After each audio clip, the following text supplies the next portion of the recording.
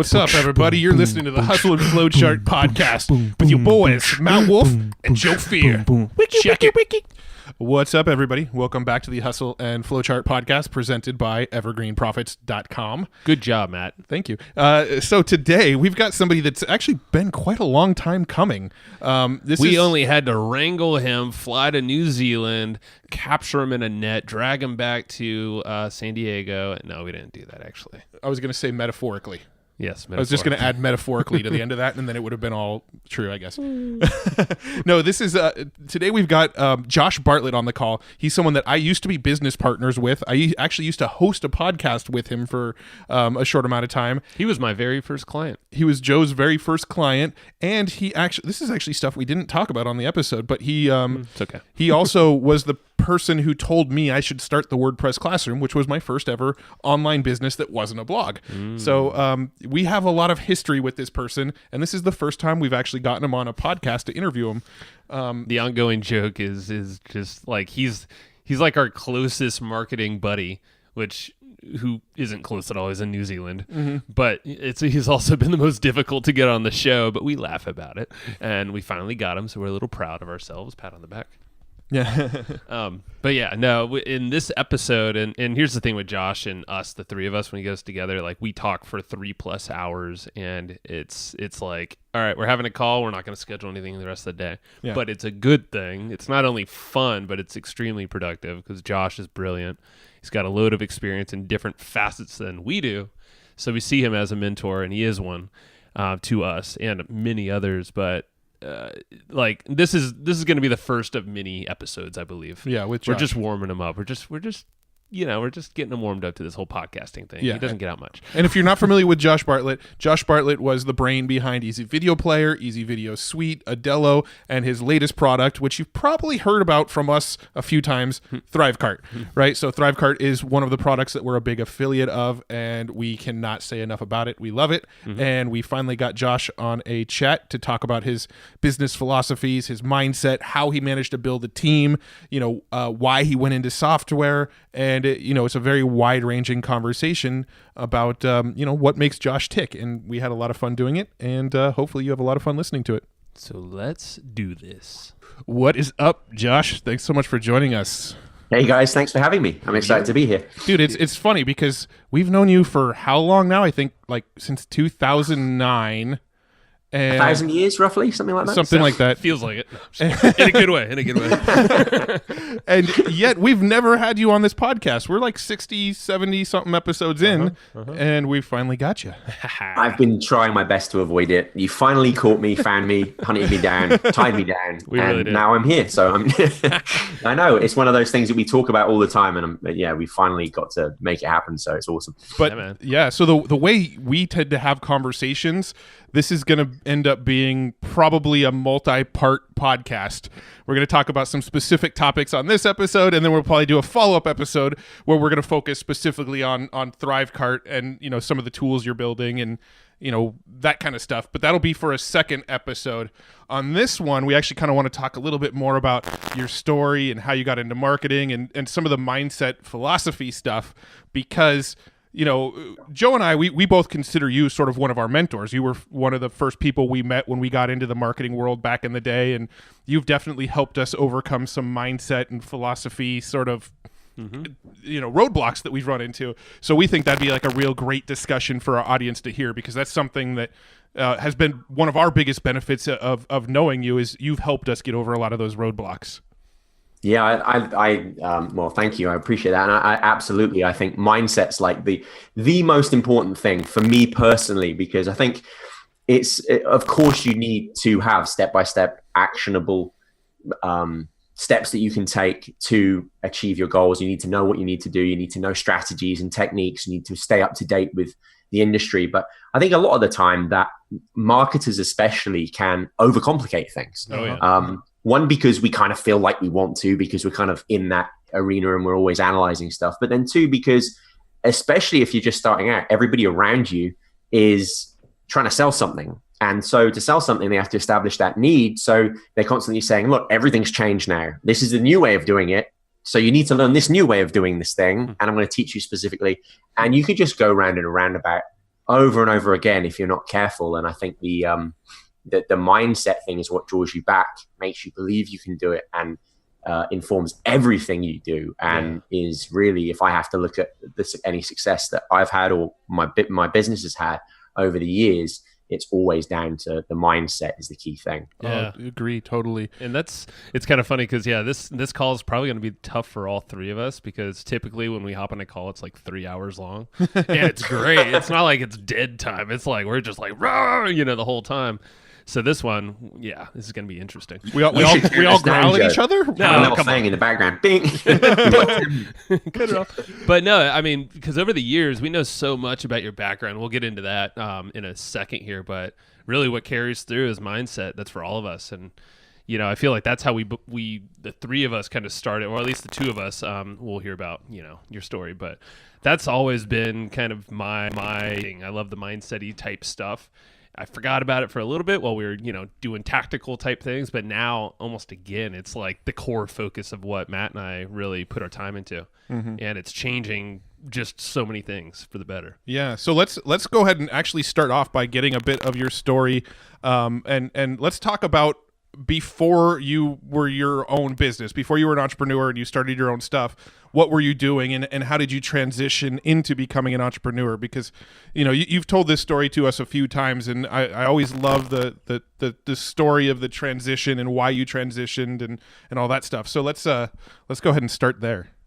Yeah. So it is a long time ago now, but I used to work in a bank in the UK. I live in New Zealand now, but I was obviously born in the United Kingdom, and for me, it's always been really a big part of who I am as a person is trying to be as moralistic as I can and treat people the right way. And I'm not quite sure where that comes from, but maybe just through growing up, that was sort of instilled in me. But it was something that was really important and kind of core to me. And I think for a lot of people it is.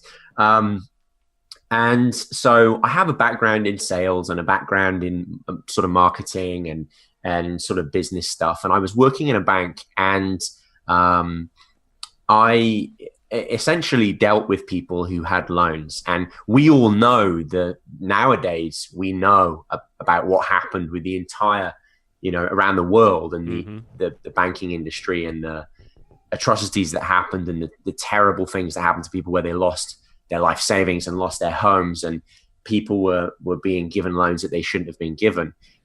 This was all before that, and it was still very much going on. And to begin with, I loved the job, and a lot of it was selling finance, and then there was the part of managing people as well.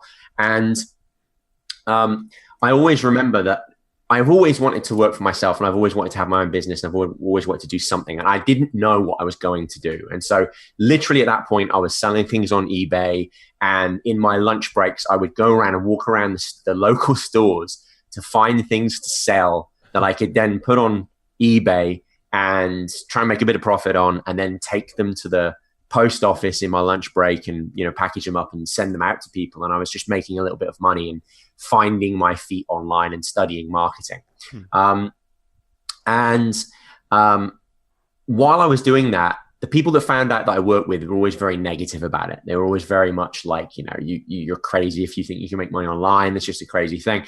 And I always knew, though, that it was something that I wanted to do. And one of the big reasons is when I was working for many different companies, you often find that the people who own the company or the people at the top of the company, they don't have their customers' best interests at heart. And I always find it hard I can sell anything to anybody if I believe in the thing. And I always think that that's the same for anybody when they get the sales skills by researching it and studying it. But if you don't believe in it, you shouldn't be selling it. And I had that real problem. And the thing that really stopped me believing in the company I was working for, or the bank that I was working for, was I started to see things that were really unethical behind the scenes. I started to see things like people wanting to cancel their loans, but that would have affected people's bonuses, so they quote unquote lost the letter.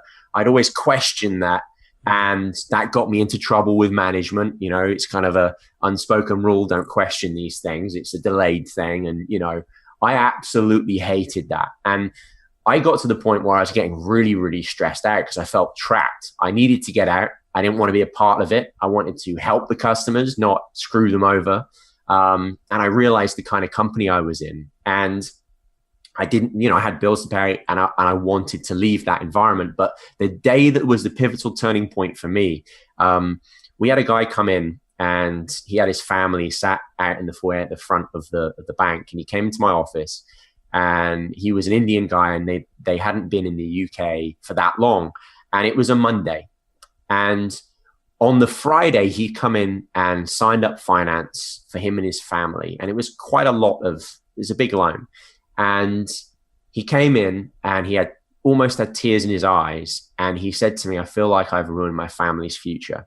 I've read through this agreement, and I've worked out when I've got home over the weekend that the APR and the interest on this loan means I'm going to be paying this off forever. And I feel like I've made a huge mistake and I need to cancel it." And so I looked through what had been given him, and he had been given something that effectively was taking advantage of this person's inability to, at the time, properly understand what he was being sold.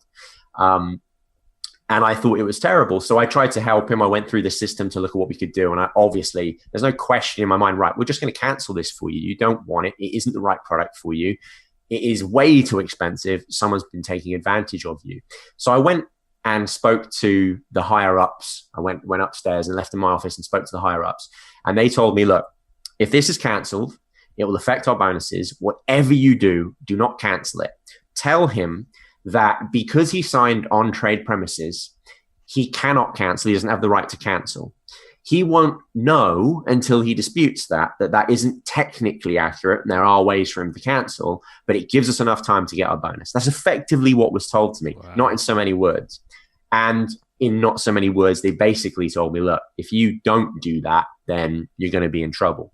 So I went down, and his family was sat out in the foyer. I had to pass him as I went into my office, and I looked over and I saw them all kind of looking worried. And obviously they knew he was upset. And I went in and I went on the system and I canceled his loan and sent him on his way. And obviously after that, I had a huge target on my back. And I thought, this is just ridiculous. And part of me not just walking out immediately when I saw that kind of thing happen is I was maybe naively thinking I could make it better. Mm-hmm. But I realized that there was just, no way that I was going to be able to influence these people in the right way.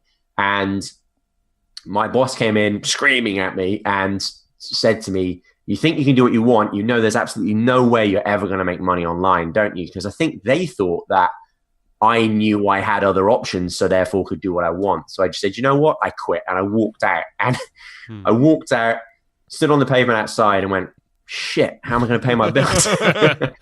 And that was the first time I actually thought about what I was doing. But that was the last day that I ever worked for anybody else. And that kind of memory always stuck with me as, look, I just want to run a business that's entirely the opposite of that. If someone doesn't want me to have their money, I don't want it. I have to earn it. We have to do everything we can to look after our customers. And it's one of those horror stories that, you often hear. And I think it was the last day I worked for somebody else, and it kind of inspired the way I run my business today. Yeah, I remember that story being told a few times to us, but it's good every time because there's so many things there. And I'm curious, how long was it until you actually were moving along with your next project or feeling like you had an idea of what you were going to do next? We're talking about this mindset stuff. There's nothing to get you moving forward that like having a fire lit under you. And that safety net that we all operate under of, I'll do that tomorrow, or that kind of internal speak that we have often sabotages ourselves. And it often comes from a place of fear of facing what we're actually doing in front of us. And so we find a reason, which sounds justifiable to ourselves, to sell ourselves on the fact that, hey, I'll put this off.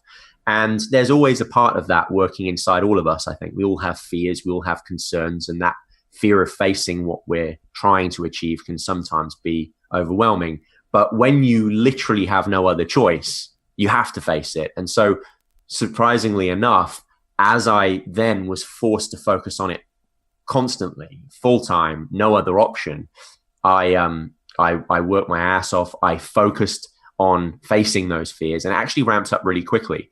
I just started off on eBay, started selling more and more product, contacted companies that I thought I could sell their product. I looked effectively at stuff I wanted, things that I thought were cool. Mm-hmm. And then I contacted people who supplied them, and I found out pretty quickly that there's a lot of stuff where people will order it, maybe stores will order product, but they'll order too much, so they'll send the stock back, but the box might have been opened, or the box might have had loads of labels on it, or it's been ripped. So the product is perfect, but obviously the packaging isn't. And so they then sell that or they did back then, at a slight discount to people who want to then on-sell it. So I was buying that stock and then reselling it on eBay and letting, my customers get the discount.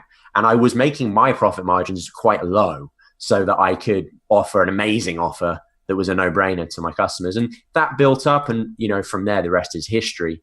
And there's many stories along the way, but the real thing was that I knew that this was now the thing I had to do. And it was scary because daily I thought, maybe I should go and try and find another job. Maybe I should just do that. And that internal speak happens where you go, if I get another job now, and it'll be a safety net. And Right. I'm not suggesting that the best thing to do is walk out of your job and forget about how you're going to pay your bills and just jump in the deep end. I'm not saying that works for everybody, but for me, it certainly made me face the fears, all the things that were stopping me, and push forward.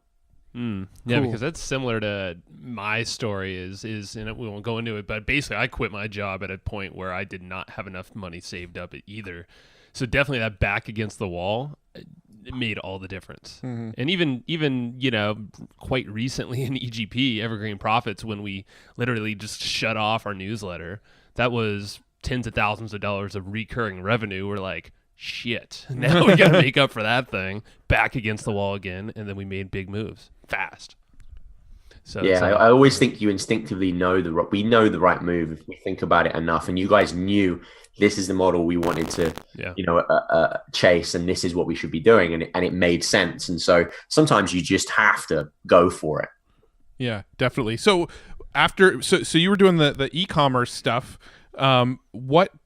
How did you transition into software? Because I think most people listening know you as, the software guy behind Easy Video Player, Easy Video Suite, Thrivecart, Audello, all that stuff. How did you transition from e-commerce into software? So really, it came about from me wanting to solve my own problems. And I think that's the best possible thing, because we all have problems. When we're running businesses, we all have our own challenges and problems, and we know them better than anybody because we live with them every single day. And by solving your own problems, first of all, your problems are not unique. Mm-hmm. There are many people out there in the same situation as you that also are experiencing those problems on a daily basis. And so if you get to work out how to solve that problem, you can then go and solve it for other people too. And you have a product. And for us, we grew, we became a big business with office space and a warehouse and, all that stuff. And we had someone who was sat there every single day, going through the system and looking at orders and downloading the information and then manually entering that information into the courier's website, and one at a time, name, then address, going through every single field and then printing each label out and then repeat.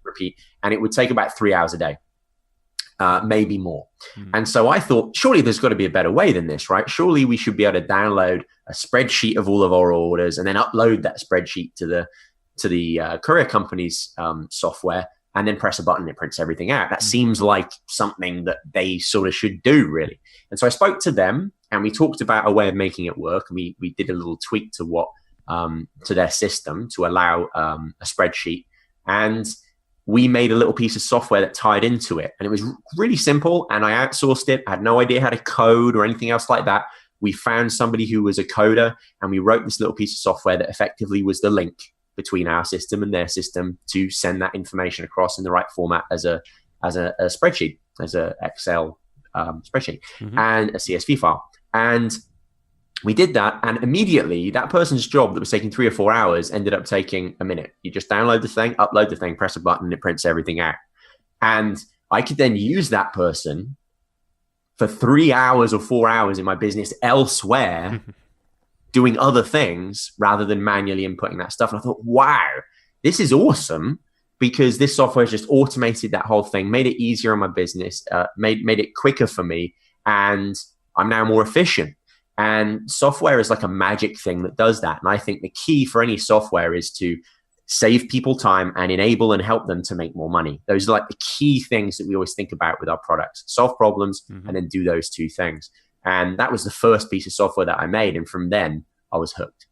It is like it is really addicting because I mean Matt and I, we haven't really made any software, but we dabble with scripts, like little automation things that we use just in Google, for instance, to automate whatever it might be, analytics in our business, pulling data in.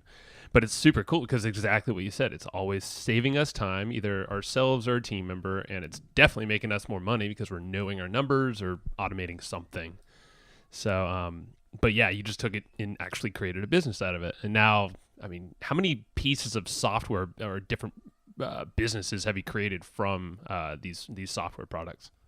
Literally, we probably lost count. But I mean, obviously the big ones in the kind of marketing sort of industry. And what I mean by that is products that we have made for people who are entrepreneurs, small business owners, marketers, info product sellers, and that kind of person.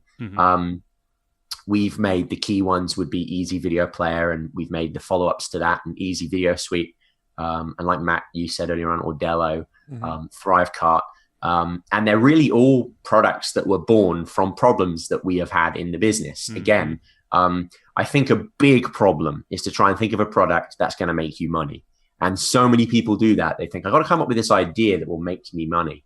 And it's just the wrong way to think. It's the wrong mindset to approach it with, because you're focusing on money first. What you need to be looking at is, how can I solve a problem? How can I add value and improve my situation? And I'm a big believer in doing it first with you, because I'm very good at solving problems in the areas that I'm experienced in, because I'm experienced in them.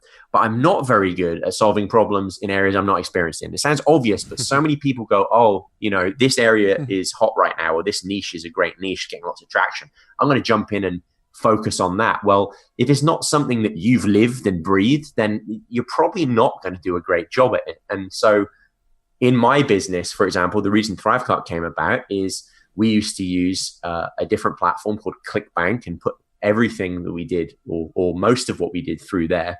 And back in the day, ClickBank was had a terrible name, but they had a bunch of people that came in that really tried to clean it up, that were saying the right stuff. I was in contact with. We were talking about doing webinars and me going speaking for them in New York, and really kind of trying to raise the brand, do things right, get rid of fraud, get rid of scams, and just clean it up. And of course, we used it to process sales and run our affiliate campaign and all of that kind of thing. And it got to the point where it got sold, new people came in, and I have no idea what it's like now, by the way, but at the time where it was a problem for us, we had huge amounts of fraud, and they really weren't, as far as I was aware, doing the right things with security on their carts. When I was speaking to our account managers, they didn't seem to care. Nothing was really happening quickly enough. And we realized we had something like $60,000 worth of fraud.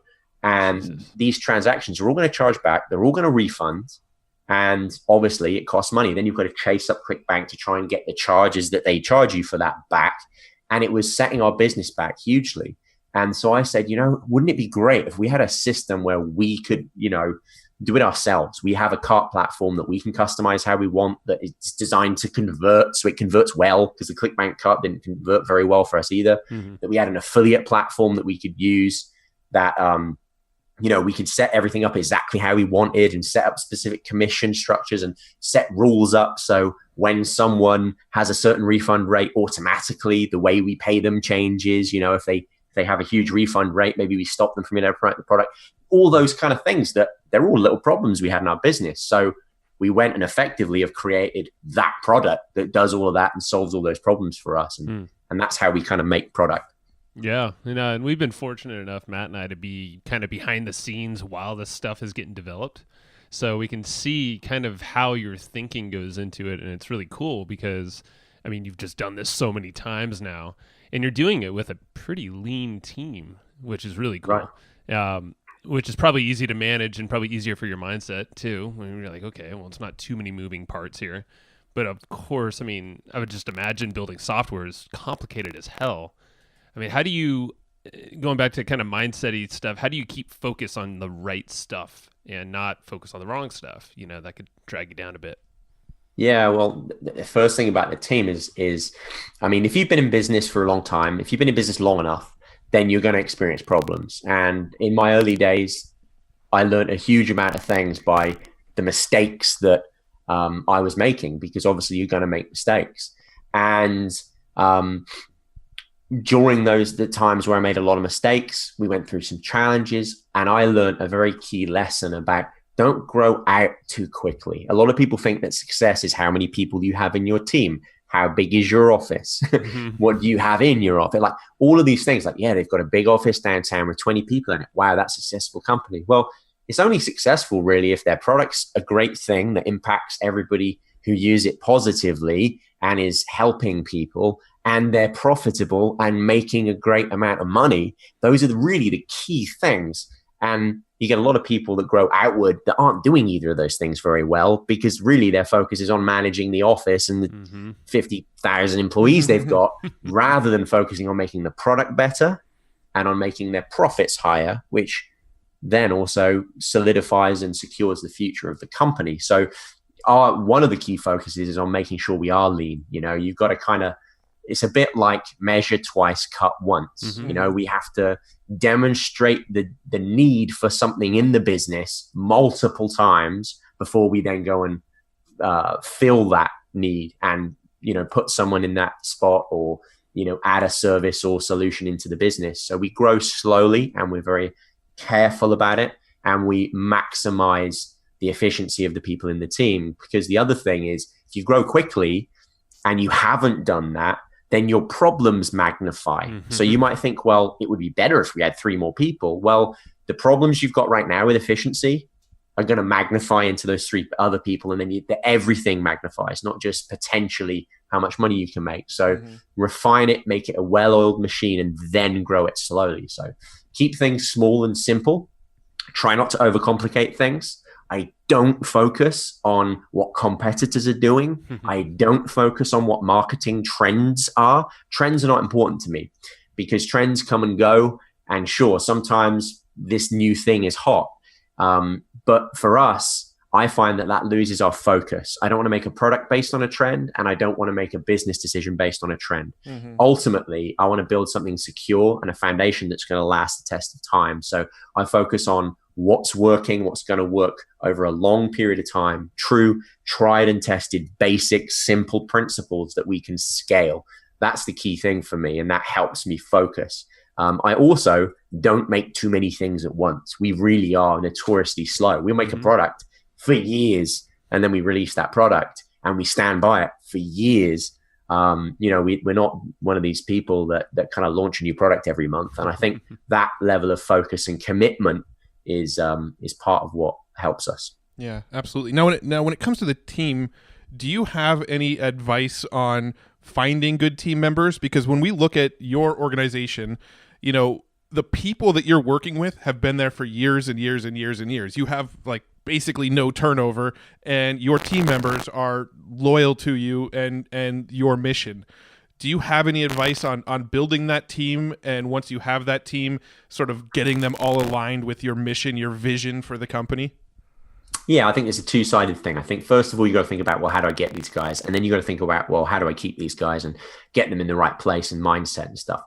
The first thing when you're looking for people is you're going to go through lots of people. First thing is, if you can't just go onto a freelancer site, pick a dude. Hopefully they'll do okay. I mean, at the end of the day, you might get lucky, but what you really want, I don't look for skills like, okay, they can code in PHP as the primary thing. There's a lot of people out there that can code. There's not a lot of people out there who are passionate about making good products. There's a lot of people that just want to get paid. I don't hire them.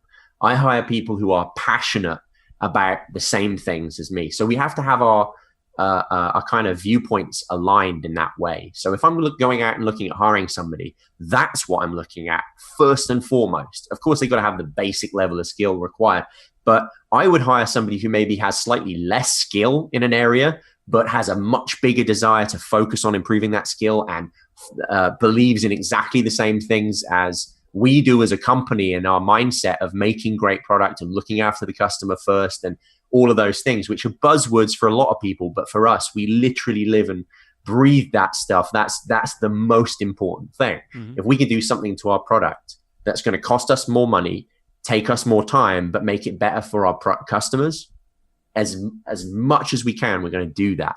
That might effectively make us slightly less money because it costs us more. But in the long run, it makes us more because people know us as that company that really look after them and really make their products quality products. And then that's why we get longevity and end up getting great results. And also why when we make a new product and we tell people that have bought our old products, they all go buy it and we have great results from that. So first of all, find people that have that rather than just the standard skill set. And then when you've got them, look after them. Like I treat my team as a family. So we really look after them. I always say that the company's success is also their success. Like recently, we've given pay rises to people because they deserve it. It's one of those things where I don't want to be the rock star. I'm not the guy and the guy's making all the money. And then I've got these guys that work for me and I just tell them what to do. And then that's it. At the end of the day, we're a team. Nothing gets done without all of us.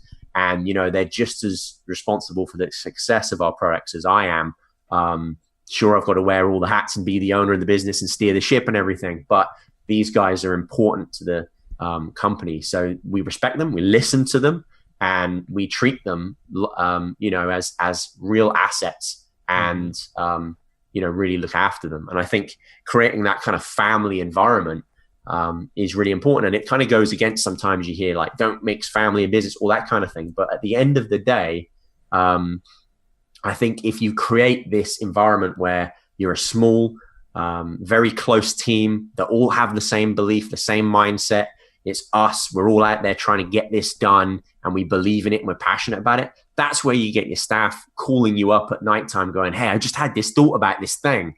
And, they're not waiting to clock out. They're waiting to get back. Yeah. So that's what we try and foster in the company. I like that. And it brought up it actually jogged my memory of when we were first chatting about what we're going to talk about here, I think last week on the last call. And we were talking about the number of emails you send to your email list per year. I don't know if you don't mind, it'd be cool to like say it, but basically the whole, you literally have this rabid following. So not only in your own team, and obviously, we've been friends for a long time, even though you're like half a world away. The freaking customers, man, like they like whenever you post something on Facebook, amazing engagement. Whenever you email, amazing sales. My favorite thing is when in your private Facebook group around Thrivecart, somebody posts something negative about Thrivecart because you know what happens. 400 people respond about how good Thrivecart is and how that person doesn't know what they're talking about, essentially. Right. Yeah. It's just the customers are so rabid that when somebody posts something negative, you've got this whole team of people that stand up to defend your product. Yeah, that doesn't happen very often, but we find that when that happens, it's usually one of two things. It's usually either they've just had a bad day, they've had a bad experience, something wasn't working quite right, not necessarily because of the software, it's just it wasn't quite gelling together that day, and they're taking their frustration out, and that they're human and it's understandable. And usually they find support in the community that helps them get to where they need to be, or they have a misunderstanding. Or sometimes you just get people who, it's not a good fit, or, they expect it's something else, or, it just didn't work for them. And then, we do have very loyal users of our product. And I think that's because that family thing extends out to, kind of the tribe of people that use the product. We treat them like a family too. If my favorite story to say with this is, and please don't send messages to our support asking for this because we're not going to do it anymore. But, we had this lady who contacted a member of my support team and say that with one of our video platforms that, it wasn't working properly, recording through the webcam, which is one of the things that one of the platforms used to do. And so they spent a long time and they, trying to work out what the problem was. And they went and did screen sharing. And it turns out that the webcam itself had some kind of incompatibility. So I didn't get involved in this. My team member went out, bought a webcam for her and shipped it to her to just solve the problem. Here you go. that solves it. Now that webcam didn't cost that much. I mean, the product cost more than the webcam. Yeah. So she had made us more money than we had spent on that webcam as a business. But look at the kind of loyalty that fosters and creates, because she thinks, wow, these people have just sent me something in the post. They've sent me a new webcam and they're not charging me for it. They're just trying to help me and solve a problem. And that comes back tenfold, and they tell 10 people and so on. And so you create that environment of real loyalty amongst customers, and then they get really, involved and they support you and spread the word as well. And that really helps. I do think an element of it too is also, while you're developing out these products, you get the customers literally involved in the development. You created a system where people can basically vote on the next features they want to see in the platform. And I think people feeling like they have a voice in the direction of your products helps build that sort of family-like atmosphere as well. Right. We actually, interesting you mentioned that. That's a good point. Is we actually turned that off recently, the voting thing. The reason we did that is we just found as a team, it was very hard for us to facilitate it, manage it, and control it and make sure it was, all up to date and everything. It's just taking time away from us making the product better effectively. And also, here's a really big takeaway. People don't necessarily know what they need. They know what they want. Right. And what they want is not necessarily what they need. Sometimes you don't know. And it's like that Henry Ford quote of like, if I asked my customers what they wanted, they would have said a faster horse and cart. Right. He was building the automobile. So we focus on that quite a lot. And you also do not want to design software by committee. You don't want 10,000 people making decisions and all adding their own little features in that they would like for their business, because you end up with every time you add a feature in, maybe that solves it for that 1% of people, but the 99% of people have to step over that feature to get where they're going with the software, and it slows them down. And that happens, of course, with everything you add in. And eventually, the primary focus of that product, solve the problem quickly, simply save you time, make you more money, is removed and lost because you're trying to add all these little things in. So we walk a tightrope of trying to make sure that we do add in the features that our customers want, but not sacrifice that in our software. And so now we have a feature request email, which is manned, which I look at personally, and I can go through it personally, and it makes it a bit more intimate. So seeing as you mentioned that, just to update, that's how we do that now. Yeah. But we do love getting people. Of course, we listen to the community and we encourage it inside the group. And whilst we're certainly not looking for things to do in the roadmap, like we have our roadmap planned out for over a year, and we kind of, I think my job, one of my key jobs is, because I've got perspective, I've been in business for well over a decade. We've done huge launches. We've been in many different niches. We've done e-commerce, we've done marketing, we've done, software, we've done info product. We've been a super affiliate. So because I've got that experience, I can look at a lot of my customers and go, okay, I know what you guys need. And I pay attention to what's going on in a way that maybe they don't even have time to, because they're running their business. So I can add the features in that I know are really going to help them, that they need. And I make that almost a full-time job for myself, so that they might not have realized it, but they need it to work this way. And so what they'll ask for is maybe this, but when they see what we've done, they go, oh yeah, wow, that was actually what we needed. And that's just putting that effort in to try and really make it solve their problem at the end of the day, rather than just quote unquote please them by adding a thing and they asked for, which is maybe a simplified, more short-sighted way of helping your customers. Yeah. Now, there was one thing I want to go back to, because Joe was about to talk about like the emailing of the list and stuff, and I think we sort of jumped over it. But one thing that's always fascinated us is that when you mail your list, like the engagement from your list is insane to us. And how often do you mail your list? It varies. Let's start back 3 years ago or so. I definitely one thing. Here's the thing.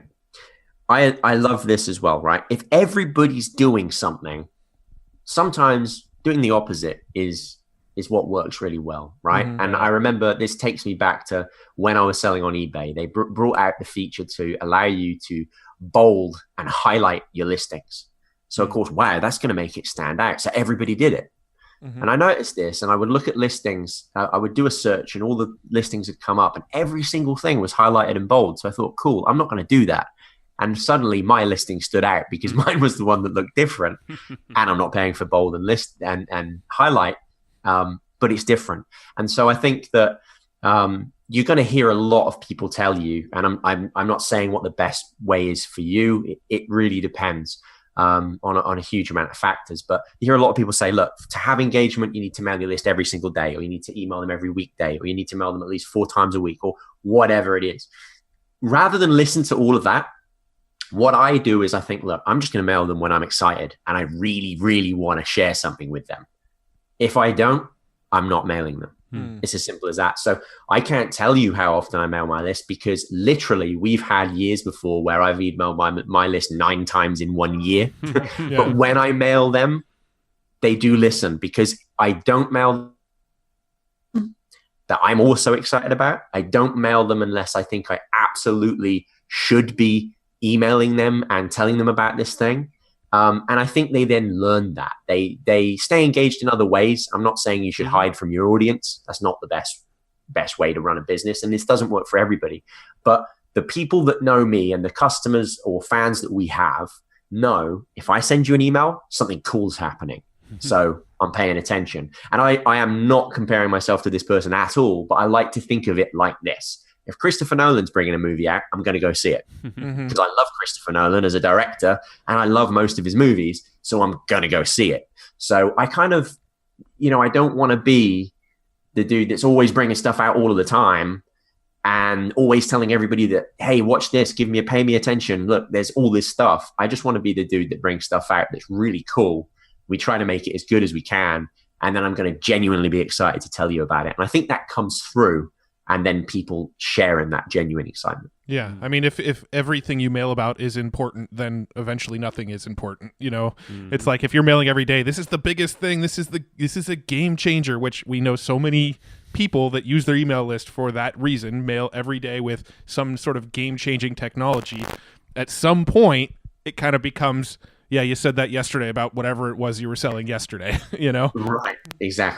Exactly that. And if it's like the new tool that's going to change everything in your business every week, well, if you're changing your business every week, you're doing something wrong. Yeah. So that's not a good thing, right? And people just blank that out at the end of the day. And I always think if, for example, selling a product that isn't mine, recommending or endorsing something that's not mine. And obviously a lot of the time we're an affiliate when we do that.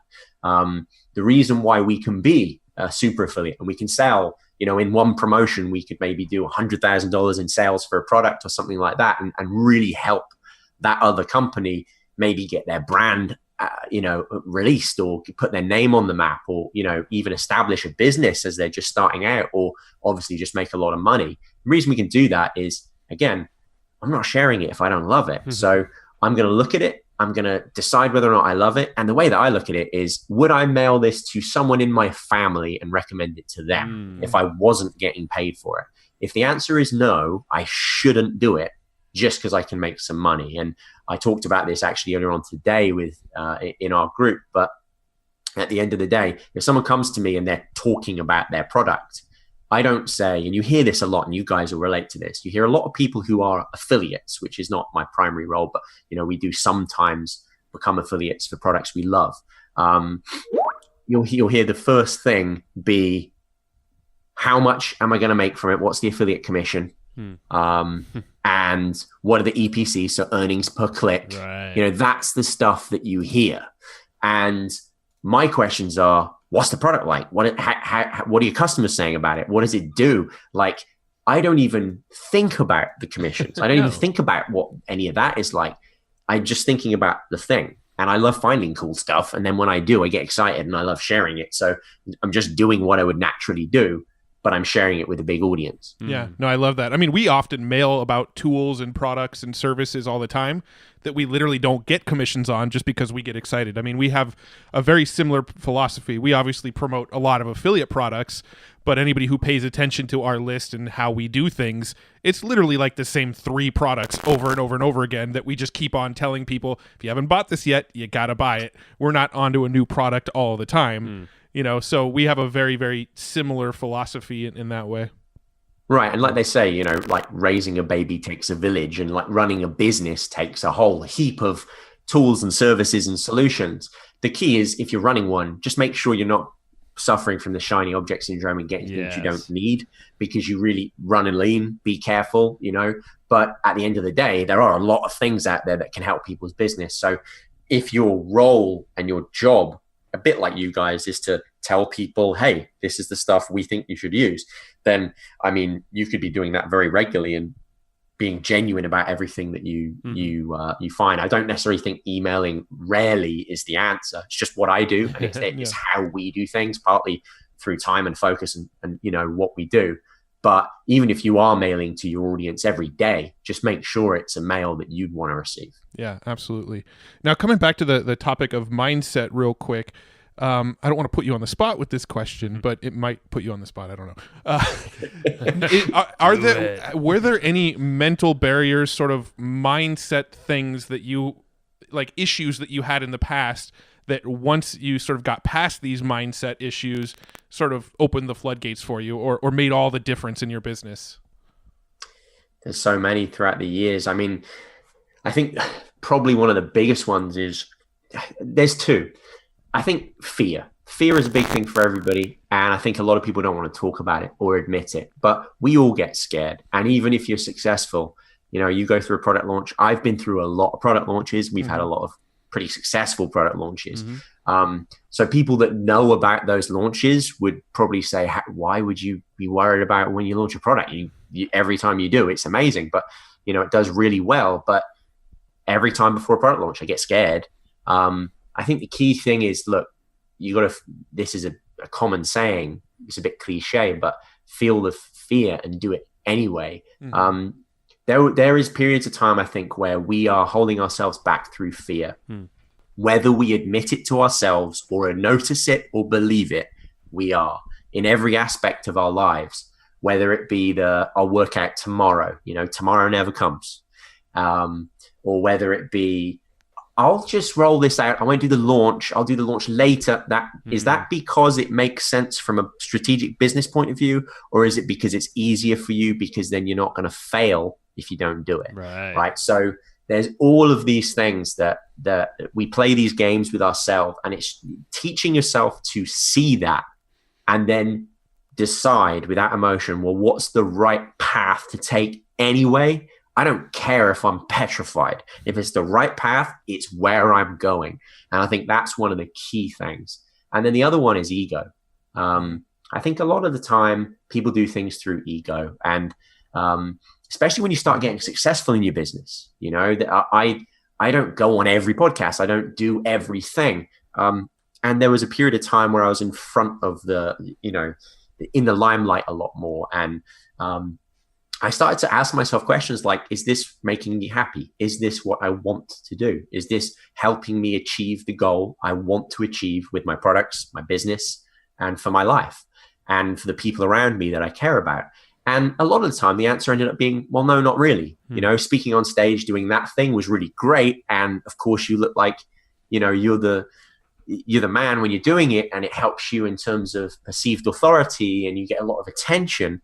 But is it really integral to my happiness and to my mission and to my goal in life? And also, is it making other people happy? You could speak all the time, be seen as, the biggest authority in the world. But if you never see your loved ones, is it worth it? And sometimes in the pursuit for trying to be successful, we don't ask those questions until it's too late. And so being mindful of that is a huge one too. And I stopped doing things based on ego. I just became clear and had clarity on what my mission was and what was best for me, for my life, for my loved ones, and for our product and our customers. And that's now the thing that informs what I do, rather than money, ego, or anything else. That's an amazing way to put it, because that's all the most important stuff. And it reminds me of a conversation we just had. We interviewed Tina Marie right before you, and Yeah, it goes. Yeah, she's super cool. It was a fun interview, and it relates a lot to what you were saying right here. And one thing, it was ego, but it goes back to building this massive team, having an office, all these, this big business that's kind of not really profitable, but it's all done for the ego. And those are the people she filters out and makes sure she does not work with anybody with like a team over 20 people, because really, for the most part, it's filler. It's not necessary. You could do that with 10 or 5 people. But yeah, that ego is just really hitting home there. And I think a lot of people just got to kind of check that ego as they're getting bigger and more successful. But we all only have so many hours in the day, and we have so many hours to spend with loved ones or to stay fit and healthy so we live longer and experience our time on this earth for longer, or with people that we care about for longer, which is what really, really matters. Or we only have so many hours to spend on our product, making it better, or helping our customers, or helping other people, or impacting other people's lives, or even our own life. Because there's a lot of people out there that I want to just do my mission of impacting others positively, but they're not even happy. Well, you've got to start with you. You've got to start impacting your own life and helping yourself be happy and fulfilled, and then you can do that for other people. So when you look at how many hours there really are, and break it down, it really helps you filter out, am I doing that for the right reasons? And I mean, the reason why you learn this is because you don't necessarily look at it that clearly, and then in retrospect you realize it, which is what happened probably to me when we got extremely busy. I was doing kind of everything. I just thought everything was good. Do it, yes, say yes. And at the end of the day, saying no can be really important sometimes too.